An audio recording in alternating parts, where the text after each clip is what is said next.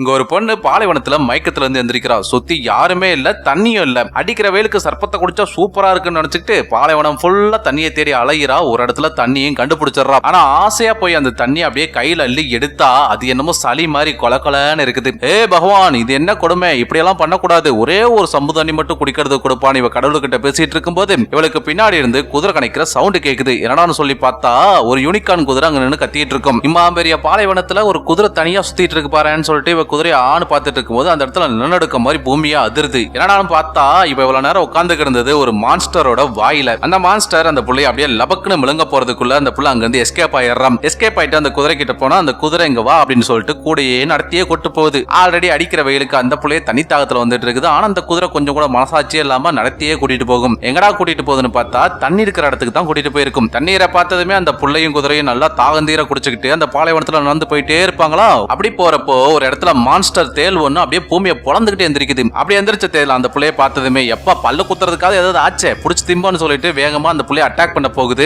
ஆனா யூனிகார்ன் குதிரை அந்த புள்ளைய காப்பாத்துறதுக்காக கோதால இறங்கிரும். தேலுக்கும் குதிரைக்கும் சரியான சண்டை. குதிரை சரிமலுக்கு நின்றுட்டு இருக்குது. ஆனா குதிரையோ குட்டியா இருக்கு, தேலோ பெருசா இருக்கு இல்லையா. தேல் ஈஸியா குதிரையோட அல்லையிலே ஒரு போடு போட்டுரும். அதுல பாருங்க அந்த குதிரை மயங்கி விழுந்துருது. அதை பார்த்து காண்டான அந்த புள்ள யா இவனை வச்சுக்கிறான்னு சொல்லிட்டு தேலை பார்த்து அப்படியே போதி தருமர் மாதிரி கைய நீட்ட அந்த தேல் என்ன 10 அடிக்கு அந்த பக்கம் போய் விழுந்துருது. அப்புறம் என்ன அந்த தேல் கூட சண்டை போட்டு அதோட ஓட்டையே எடுத்து அதோட வாயிலேயே சொருகி சாவடிச்சுட்டு குதிரையை வந்து பார்த்தா குதிரை இப்போ அப்போன்னு இழுத்துட்டு இருக்கும். தன்னோட உயிரை காப்பாத்தின அந்த குதிரை இழுத்துக்கிட்டு இருக்கிறத பார்த்தப்ப அவளோட ஃபயர் மேஜிக் பவரை யூஸ் பண்ணி அப்படியே அந்த குதிரையை காப்பாத்திடுறான்.